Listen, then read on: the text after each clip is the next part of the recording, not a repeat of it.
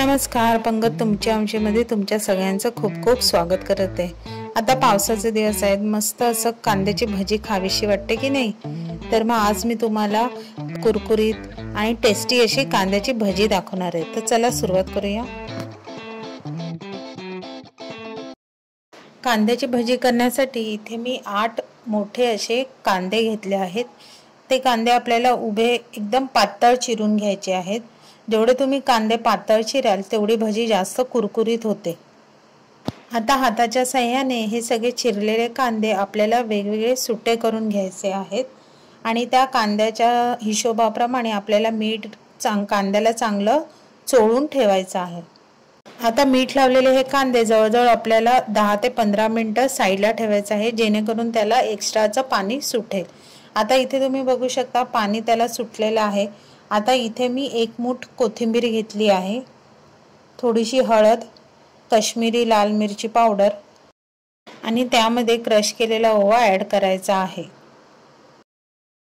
आता त्यातच मी मिक्सरच्या भांड्यात आलं, लसूण, धने, मिरची आणि कोथिंबीरीची देठं असं पाणी न घालता सुकाच खरडा बनवून घेतला आहे। तो त्याच्यात ॲड करून आपल्या कांद्याच्या मिश्रणाला चांगला चोळून घ्यायचा आहे।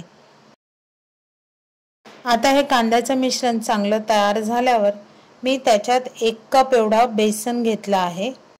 आता ह्यात आपल्याला अर्धा कप एवढं तांदळाचं पीठ ॲड करायचं आहे। तांदळाच्या पिठामुळे कांद्याची भजी कुरकुरीत होण्यास मदत होते। आता हे बेसन तांदळाचं पीठ घालून आपल्याला कांद्याचं मिश्रण चांगलं एकजीव करायचं आहे। अगदी सगळ्या कांद्याला हे पीठ चांगलं मिक्स झालं पाहिजे। आता तुम्ही व्हिडिओत बघू शकता इथे मी एकही थेंब पाण्याचा वापरला नाही आहे। ज्या कांद्यात आपण मीठ घातलेलं त्याला जेवढं पाणी सुटलंय त्याच पाण्यात आपण हे कांद्याचं मिश्रण चांगलं मिक्स करून घ्यायचं आहे। आता सुरुवातीला मी कांद्यात मीठ घातलेलं तेवढंच मी मीठ घातलेलं, पण आता पीठ ॲड केल्यावर त्याच्यात थोडंसं मीठ मी ॲड केलं आहे आणि पुन्हा हे चांगलं मिश्रण मिक्स करून घ्यायचं। ॲक्च्युली एकाच दिवशी मी बटाट्याच्या भजीची ही शूट केलेली, तर ही शूट व्हायच्या आधी मी ह्या तेलात बटाट्याची भजी सुद्धा तळली आहे, त्यामुळे तुम्हाला तेलाचा रंग थोडा बदललेला दिसेल। आता ऑलरेडी मी साईडला कढई तापून ठेवलेलीच होती। आता त्याच्यात आपल्या आवडेल त्या अशा आकाराचे छोटे मोठे असे कांद्याच्या भज्या तेलात सोडायचे आहेत। इथे आपल्याला तेलाचा गॅस एकदम मोठा करायचा नाहीये, मीडियम फ्लेमवर आपल्याला ह्या भज्या सगळ्या तळून घ्यायच्या आहेत।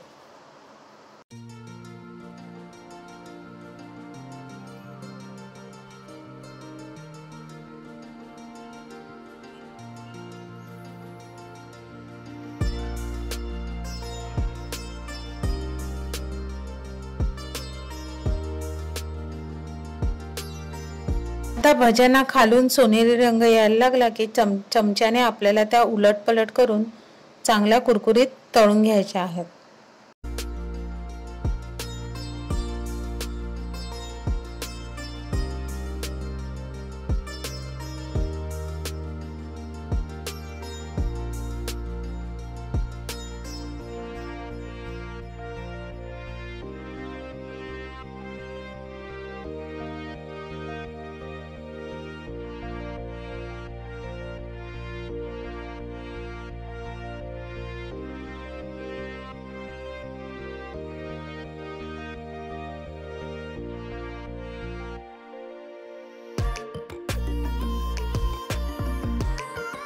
आता सुरुवातीची एक बॅच ही आपली तळून झाली आहे। अशाच प्रकारे आता मी ही कांद्याच्या भजीची दुसरी बॅच ही तळून घेते।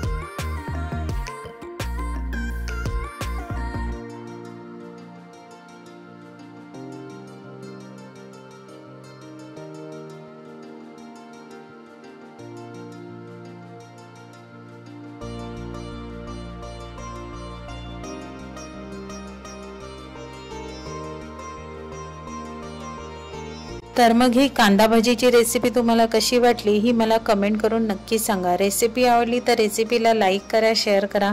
चॅनलवर नवीन असाल तर चॅनलला सबस्क्राईब करायला विसरू नका आणि नवीन व्हिडिओच्या नोटिफिकेशनसाठी बेल आयकॉनला प्रेस करायला विसरू नका। तोपर्यंत मस्त राहा।